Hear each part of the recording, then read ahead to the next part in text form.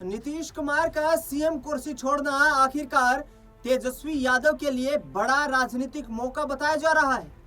बिहार की राजनीति में 2 दिनों के भीतर ही महज 24-48 घंटे के भीतर ही ये चर्चा शुरू हो चुकी है कि नीतीश कुमार ने जिस तरीके से मुख्यमंत्री की कुर्सी छोड़ने का ऐलान किया है, यानी कि उन्होंने जो राज्यसभा जाने का ऐलान किया है, उसके बाद से तेजस्वी यादव के लिए एक बड़ा मौका बन गया।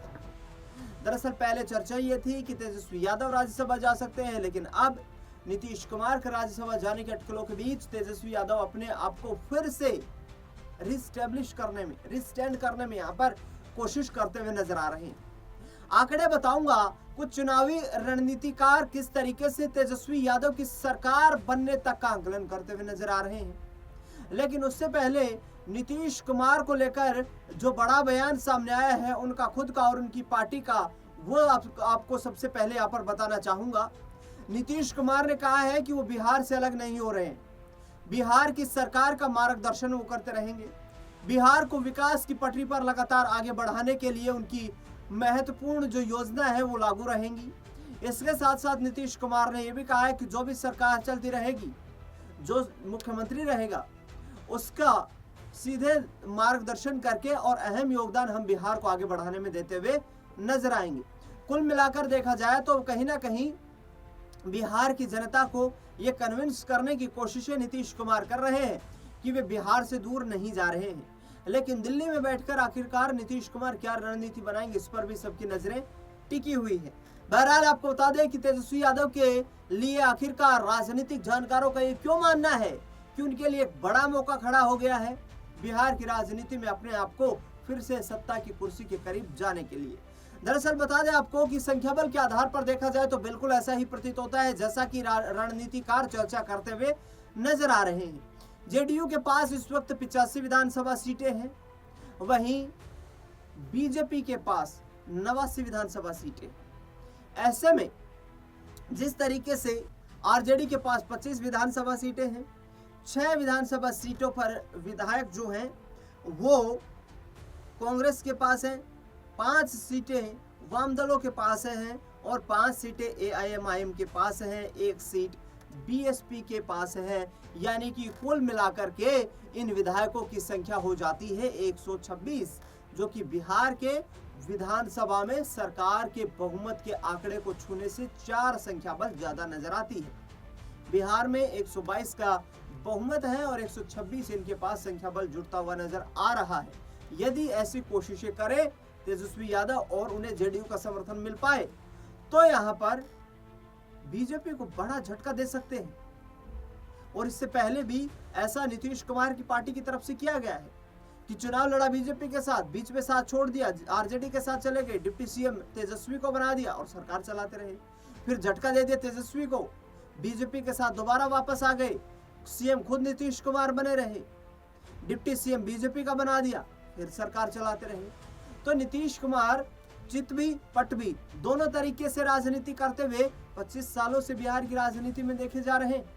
लेकिन जिस तरीके से पिछले 20 सालों से वो लगातार बिहार की सीएम कुर्सी पर बैठे हुए हैं, 20 साल से अधिक वक्त हो गया है, जिसको लेकर पुराना इंजन, खटारा गाड़ी, पुरानी गाड़ी, पुराना ड्राइवर, नई गाड़ी, ये तमाम बातें जो हैं ये कही जाती रही तेजस्वी यादव की तरफ से चुनाव के दरमियान। लेकिन अब उन्हीं तेजस्वी यादव को ये उम्मीद है कि चाहे सीएम कुर्सी जेडीयू ही क्यों न रख ले, लेकिन किसी भी तरीके से उन्हें सत्ता में शामिल होने का चांस मिल जाए। आसान नहीं होगा क्योंकि बीजेपी के पास 89 विधायक हैं, 19 विधायक चिराग पासवान के पास हैं, जीतन राम मांझी और आरएलएम यानी कि उपेंद्र कुशवाहा की पार्टी का समर्थन भी एनडीए के साथ मौजूद है। तो संख्या बल वहां भी बहुत कम नजर नहीं आता है। लेकिन हाँ, ये जो आंकड़ा मैंने बताया है, 85 जेडीयू, 25 आरजेडी, 6 कांग्रेस, 5 वामदल, 5 एआईएमआईएम और 1 बीएसपी, तो ये आंकड़ा भारी पड़ सकता है एनडीए के सहयोगी दलों पर, बीजेपी समर्थित सरकार के सहयोगी दलों पर। और ऐसे में तेजस्वी यादव जो है वो सरकार बनाने के लिए सत्ता की दहलीज तक जा सकते हैं। खबरें ये भी लगातार आ रही है कि किसी बड़े आरजेडी के नेता के द्वारा कहीं ना कहीं जेडीयू खेमे पर भी नजर रखी जा रही है कि जेडीयू खेमे को मुख्यमंत्री की कुर्सी फिर से ऑफर करके नीतीश कुमार चाहे राज्यसभा चले जाएं, लेकिन बिहार में उनकी सरकार चलती रहे और जेडीयू खेमे को फिर से मजबूत करके यहाँ पर और सरकार वो चलाते हुए बिहार में नजर आए। तेजस्वी यादव के पास बिहार में देखा जाए तो खोने के लिए कुछ भी नहीं है। 4 सांसद जरूर है उनकी पार्टी से, लेकिन विधायकों की संख्या बल सिर्फ उतनी ही नजर आती है जितनी की विधानसभा में बैठने के दौरान विपक्ष के नेता चुनने में समर्थन चाहिए। यानी कि 25 विधायक तेजस्वी यादव के पास हैं। तेजस्वी यादव की अब कोशिश ये है कि किसी भी तरीके से चाचा ने जो पलटी मारी थी वो पलटी वापस एक बार फिर से उनके समर्थन में मार दें और उनकी सरकार में बैठने की राह जो है वो आसान हो जाए। लेकिन क्या इस रास्ते को अब बीजेपी आसान होने देगी? क्या इस रास्ते को भारतीय जनता पार्टी बीच से ही नहीं काट देगी? ये सबसे बड़ा सवाल है, क्योंकि बीजेपी के पास बिहार में ताकत अधिक मौजूद है। 89 विधायकों का संख्या बल उनके पास मौजूद है, जो कि बिहार की राजनीति में कहीं ना कहीं आरजेडी पर भारी पड़ता हुआ नजर आता है। सबसे बड़े राजनीतिक दल के रूप में उनको बिहार की राजनीति में स्थापित करता है। तेजस्वी के लिए ये गोल्डन चांस है कि बिहार की राजनीति में अब अपने फेवर में एक ऐसा माहौल बनाए जिससे कि नीतीश कुमार और बीजेपी को आगामी वक्त की राजनीति में चुनौती देने का यहाँ पर या एक अच्छा जो है उन्हें मौका तलाशना जो चाहिए था वो मौका मिल चुका है।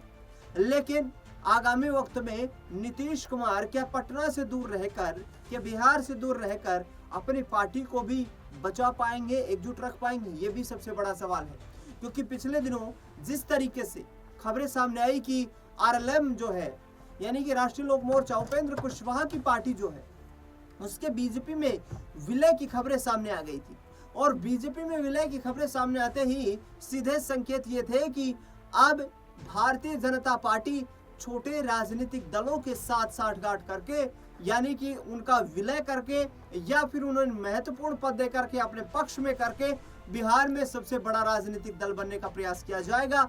होली के दिन ही ये ऐलान हो चुका था कि उपेंद्र कुशवाहा की जो पार्टी है आरएलएम जो है उसका विलय भाजपा में बहुत ही जल्द हो सकता है। उपेंद्र कुशवाहा को दोबारा से राज्यसभा भेजे जाने की भी लगातार बातचीत तो चल रही थी, जिसको लेकर के कहीं ना कहीं बीजेपी के हाईकमान के जो नेता हैं वो भी चिंतन मंथन करते हुए नजर आ रहे थे। उपेंद्र कुशवाहा को यदि राज्यसभा की एक सीट और इसके साथ साथ दीपक प्रकाश जो कि बिहार सरकार में कैबिनेट मंत्री हैं, उपेंद्र कुशवाहा के बेटे हैं, उनको कैबिनेट में रखा जाना, इससे बड़ा क्या चांस हो सकता है? तो इसी टर्म्स पर, इसी कंडीशंस पर उपेंद्र कुशवाहा अपनी सहमति जताते हुए नजर आए। लेकिन क्या मैंने जो डाटा बताया 85, 25, 6, 5, 5, 1 का, इस पर तेजस्वी यादव विचार करेंगे, और यदि विचार करेंगे तो जेडीयू से क्या भरपूर उन्हें समर्थन मिल पाएगा? जेडीयू को सीएम कुर्सी देने के बाद भी ये देखना बेहद दिलचस्प रहेगा। इस खास रिपोर्ट में फिलहाल के लिए